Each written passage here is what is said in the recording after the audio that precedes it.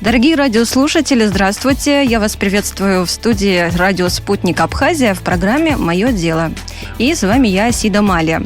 А у нас очередной гость Кан Таня. Кан, добро пожаловать. Спасибо, Асида, добрый день. Кана многие знают, мы потом, правда, позже перейдем к его биографии, но я хочу сказать, что если вы вдруг его не видели воочию, то это молодой человек, 36 лет, очень симпатичный, харизматичный, приятный молодой человек, который представляет Абхазию многие годы. Вот так вот. Спасибо за такое представление, Асида. Кан, я вот выяснила, что, оказывается, ты закончил факультет физико-математический в Абхазском госуниверситете. Как получилось, что ты потом уже поменял направление, да, вообще русло своей жизни, что ты попал в дипломатию? На самом деле я не окончил, я закрыл всего лишь 2 курса в АГУ на физмате. Так ты без высшего образования? Нет, я окончил, я имею в виду именно вот физмат, окончил физмат, 2 да. курса, и вот со 2-го курса представилась возможность поступить в Италию. Это долгая история, потом, если что, могу и рассказать. И вот перевелся я уже в Италию и сменил направление. То есть я понял, что все-таки физмат, IT-технологии, хоть меня они интересуют, но это не совсем моя профессия, скажем так. Ну, как получилось, что ты понял, что это не твой путь? Получилось это следующим образом. Значит, поступил я в Италию, выиграл конкурс. Приехав в Италию, начал проходить интенсивный курс итальянского языка и истории. Он длился 3 месяца. И за эти 3 месяца я понял, что были там студенты из разных стран, 16 стран, если быть точным. Я понял, что вот эта вот атмосфера мультилингвизма, мультикультурная такая атмосфера, это то, что вот мне как раз нравится. Мне как-то понравилось находить общий язык с другими культурами, языками, народами. И я вот выбрал все-таки не сидеть у компьютера и больше там программировать, хотя мне это тоже импонировало всегда, то есть современные технологии, в принципе, то, что сегодня очень актуально. Но я выбрал все-таки такую более классическую тему, это дипломатия. Это международные отношения, дипломатия. И вот тогда у меня произошел такой сдвиг. То есть я все равно, поехав в Италию, пока еще там не находился, я думал продолжить в сфере IT, инжиниринг, IT. Но потом, вот спустя 3 месяца, понял, что все-таки не совсем мое. И по факту думаю, что сделал правильный выбор. Вот мне кажется, представляя, да, то, что тогда происходило, наверняка попав в такую атмосферу мульти, как ты назвал, где много национальностей представлено, ты, наверное, захотел представлять Абхазию во всей ее красоте, и ты понял, что вот это необходимо. Видимо, что-то подобное, ты как-то еще культуру представлял. Да, на самом деле это не только я, и все остальные ребята, которые попадали в Рондине, цитадель мира, да, это такой городок в Тоскане, в центре региона Тоскана, живописное место на реке Арно. Там, кстати, Леонардо да Винчи рисовал Джоконду. То есть такое живописное место, много разных национальностей, и в принципе ты представляешь себя и свою культуру уже, скажем так, на автомате. Хочешь ты того или нет. И, конечно, мне этот процесс, он мне действительно понравился, и я понял, что я хочу... Он мне доставляет удовольствие, абсолютно никакой нагрузки, ни моральной, ни физической, а вот мне это было в удовольствие. И я решил попробовать сменить вектор, то есть уйти из IT, программирования в международные отношения. И я по сей день в них, и мне это нравится. Потом ты, получается, организовал первую международную конференцию всех народов Кавказа в Италии. Да. Это был 2009 год. Да. Я помню тебя в новостях, в интернете. Многие, конечно же, были горды тем, что вот Танечку в Италии еще вот такой организовал. Расскажи коротко, как ты к этому пришел? Совсем молодой дипломат. На самом деле я еще студентом был.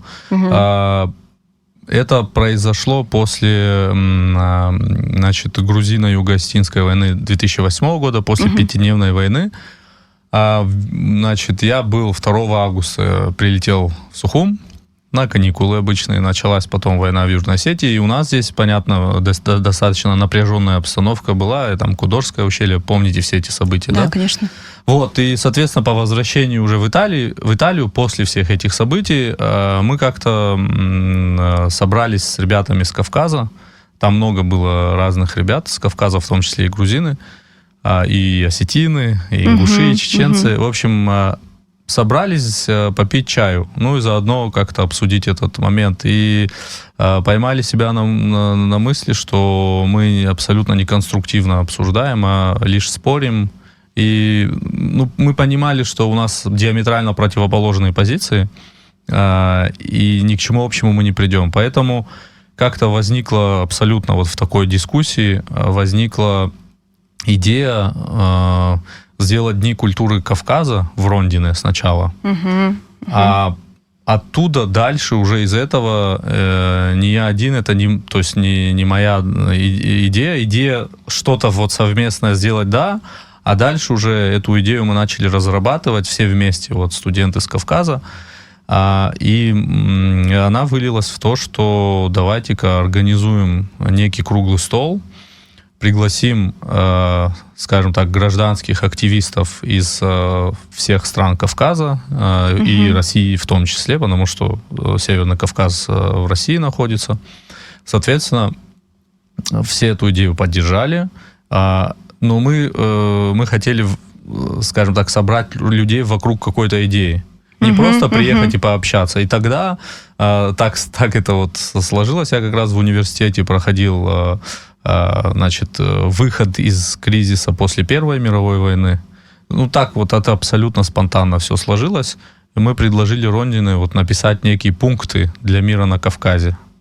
То есть, чтобы мы, студенты, написали эти пункты, как мы их видим, соответственно, пригласив экспертов из разных кавказских республик, дать им возможность обсудить эти пункты и добавить что-то, там, либо убрать полностью. Так и получилось. Мы написали 9 пунктов, а целью было написать 14 пунктов в целом. Мы написали 9 пунктов и с приглашенными экспертами дописали 14. Они максимально абстрактные, да, я вот честно скажу, там не было какой-то конкретики. Зато такая информационная поддержка была... Да.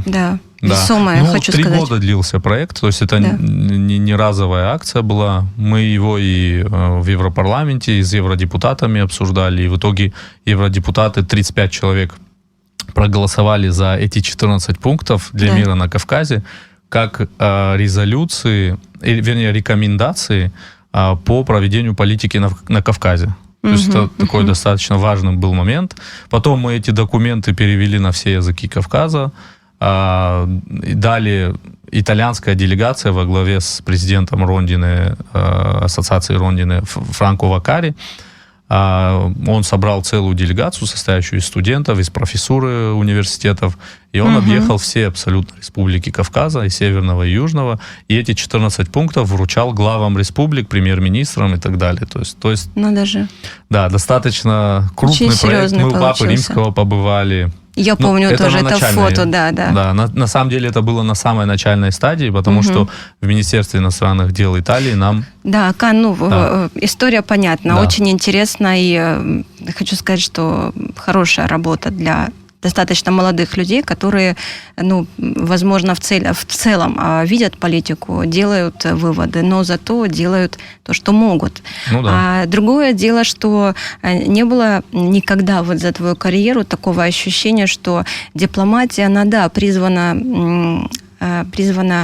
вести к миру, путем переговоров. Это такой вот язык особый в нашем мире. Но по факту бывает, что достигнуть результата бывает тяжело. Вот идут переговоры, как это было в период Грузино-Абхазской войны. У нас договоры, они фактически не исполнялись. Каково вот в этом случае, когда дипломат понимает, что может быть по факту немножко по-другому? Безусловно, переговоры зачастую заходят в тупик. Иногда они делают ситуацию хуже, то есть ухудшают положение. Но это все зависит от специалистов, конечно же, и Да. от международной конъюнктуры. Не все всегда зависит от отдельно взятого дипломата или делегации. Эта дипломатия, нам очень нравится вообще сравнение с торговлей. Вот дипломатия и торговля, вернее, не сравнение, а, скажем так, демонстрация отличия дипломатии от торговли. Если в торговле, например, человек может прийти на рынок и купить там помидоры, заплатить деньги и уйти с продуктом, с результатом, то в дипломатии такого не бывает просто. То есть это и психология, это и история. Это длительный процесс, требующий больших человеческих и материальных ресурсов, и терпения, настойчивости, и любви к своей родине. То есть это целый комплекс вопросов, которые требуют от человека огромных усилий. Поэтому дипломатическая работа, ждать от нее сиюминутных результатов, это просто не понимать процесс. Да. И, конечно, если брать грузино-абхазские переговоры, да, там они длятся с 94 года, если вот брать совсем, если уйти в историю, и по сей день у нас нет документа, юридически обязывающего документа о неприменении силы со стороны Грузии в отношении Абхазии. Ну, женевские дискуссии заходят в тупик каждый раз, да. Ты на них бывал, кстати, напомню. Я 6 лет ездил на женевские дискуссии. Дважды мне даже доверили возглавить нашу делегацию.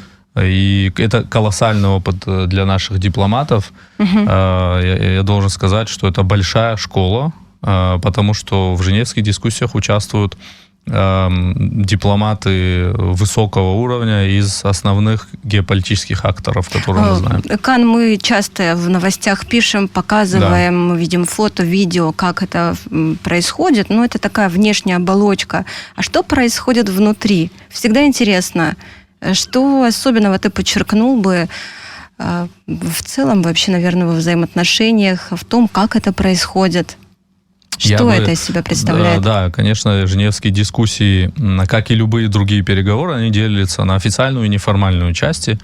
А если говорить конкретно о международных женевских дискуссиях, то там неформальная часть, она, конечно, тоже важна, безусловно, потому что на ней зачастую согласуются какие-то позиции, которые потом озвучиваются на официальной части. Никто там ни с кем, тут, знаете, разные мнения по поводу того, нужно ли продолжать Абхазии участвовать в женевских дискуссиях или нет.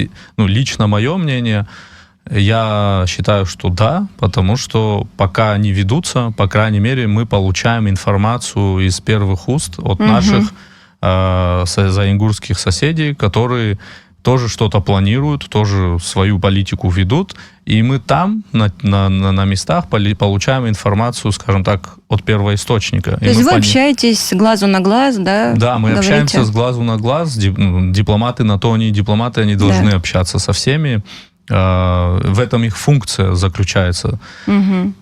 Скажем так, мы общаемся с грузинскими коллегами, и понимаем, в общем, насколько они реально осознают нашу позицию, нашу ситуацию. Они на официальных переговорах, конечно же, держат свою точку зрения, да, ее озвучивают, и она всем давно понятна, и здесь никаких сюрпризов нет. Но иногда в неформальном диалоге все-таки выскакивает то, что реально... То есть они могут сказать, что да, действительно, вот это мы понимаем, вашу позицию такую тоже понимаем.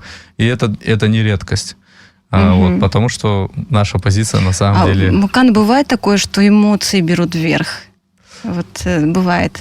Вы знаете, официальные переговоры в неформальной части нет. Там даже если эмоции взяли вверх, это, скажем так, об этом никто не узнает, это никто не увидит. А вот в официальной части бывали случаи, когда эмоции брали вверх, но не у нашей делегации, слава богу. У нас на самом деле наши готовые ко всему, видимо. Всегда вот такая очень профессиональная, хорошо подготовленная. Я непосредственно присутствовал, когда эмоции брали у наших скажем так, оппонентов, да, политических. А что было, расскажи. Ну, было, например, когда допускались ошибки. Например, вот конкретно в моем случае помню момент, когда делегат из Грузии сказал, что у нас здесь не площадка для построения доверия, а, вы знаете, у западных стран и вообще в целом у стран Евросоюза, у них понятие построения доверия, это, скажем так, фундамент, на котором они все остальные переговоры строят. И, зная это, я как бы перебил делегата и сказал, что как раз-таки мы здесь для того, чтобы укреплять наше доверие, и на этом вообще все строится. И это очень хорошо подхватили европейские дипломаты, и ООНовцы, и даже США.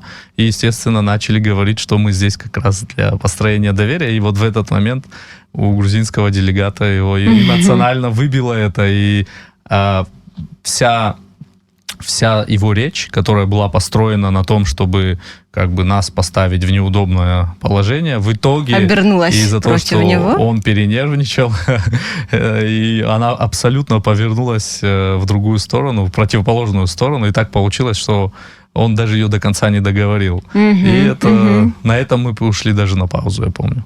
Как интересно. Да. Вот в чем преимущество дипломата, который спокойно ведет разговор, у него очень активно работают извилины, есть масса информации. Ну, Кан, это великолепно, особенно когда речь идет о том, что ты представляешь всю страну и представляешь ее интересы. А вот ты уже потом начал работать в МИДе. Это с какого года? С 14-го, нет? Ну, я сначала работал в посольстве Италии в Монако.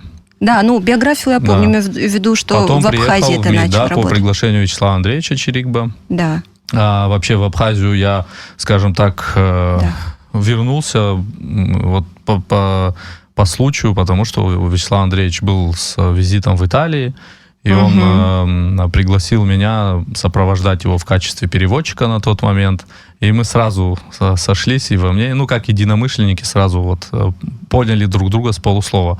Да. А с нами тогда еще и Инар Гицпа был.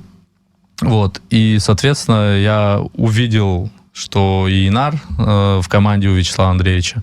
И как-то вот после этой поездки Вячеслав Андреевич сказал, если вдруг как бы решишь вернуться, то мы тебя ждем. Я спросил, приглашение ли это? Он сказал, да. И поэтому я закончил свои дела на тот момент в Монако и приехал в 2012 году, 4 ноября, и официально был принят в МИД. Да, после всех соответствующих процедур. Какие перспективы тебя ждали бы в Италии, если так сказать? Ты наверняка взвешивал, или у тебя конечно. Не было вопросов? Я вернусь по-любому в Абхазию. Как? Такого вопроса у меня вообще не было. Я естественным образом видел свою жизнь, связанную с Абхазией, а обратная сторона медали, перспектива была бы следующей.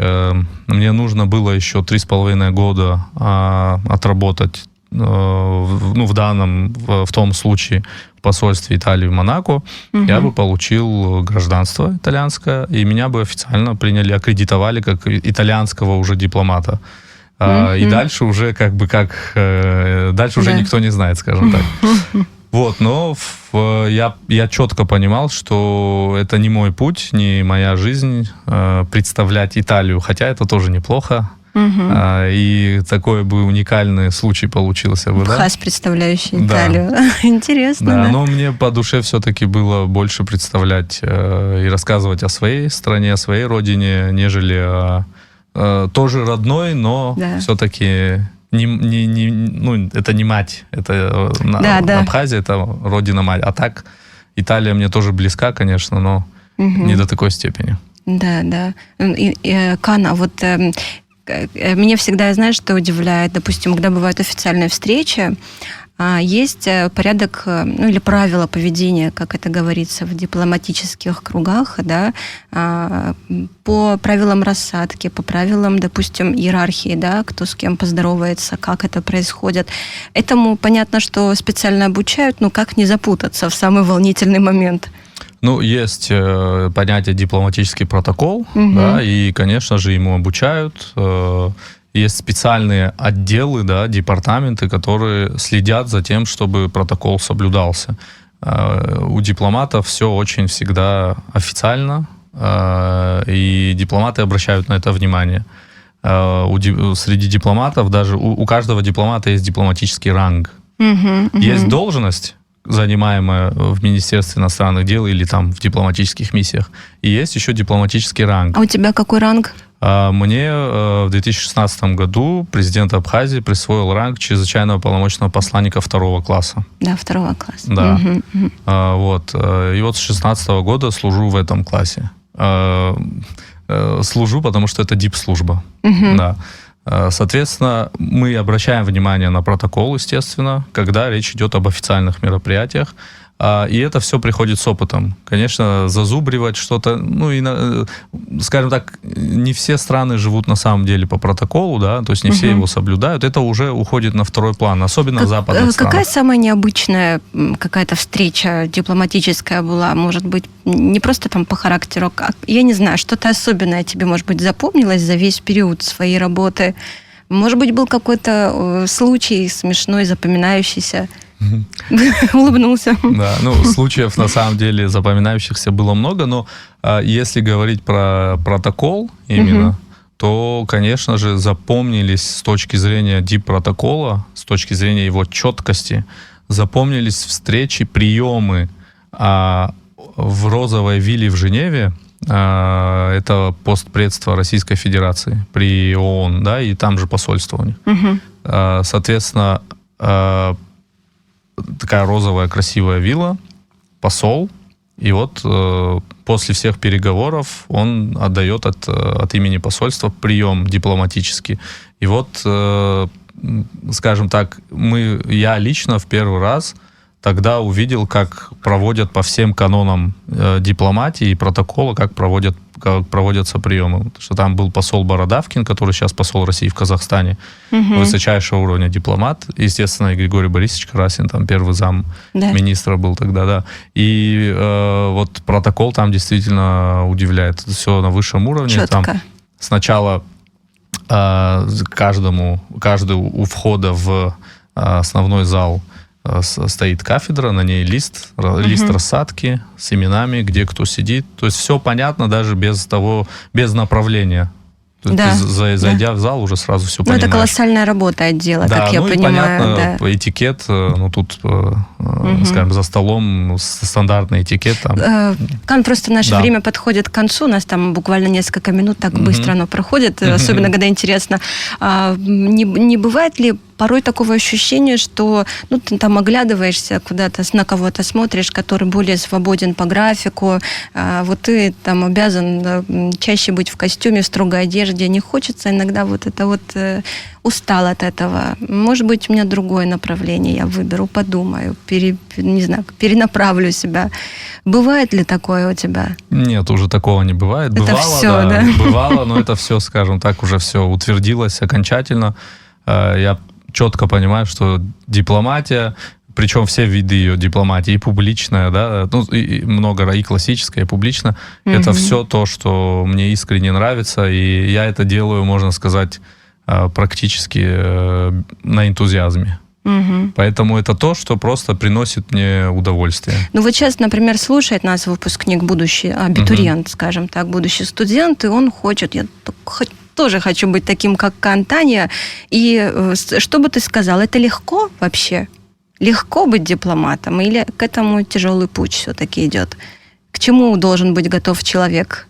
Я считаю так, что нужно выбирать не исходя из сложности профессии, а исходя из того, приносит ли она удовольствие. И дипломатия приносит удовольствие, безусловно, лично мне. Поэтому я в этой профессии. Конечно, она сложная, нужно постоянно быть в курсе всего и в целом знать... Анализировать знать все и обо всем. Это сложно, потому что любые вопросы могут быть, а особенно в переговорах. И особенно, когда абхазские журналисты тебя постоянно... Им тоже ты должен ответить. На самом деле, вот как я сказал выше, главное, чтобы профессия приносило удовольствие. Спасибо большое, Кан. Спасибо вам. Успехов тебе в твоем поприще. Пусть Абхазия будет представлена всегда в положительном ключе, и наши цели и задачи будут всегда выполнены, скажем так. Дай бог. В интересах Мы будем Абхазии. прикладывать к этому максимум усилий. Спасибо.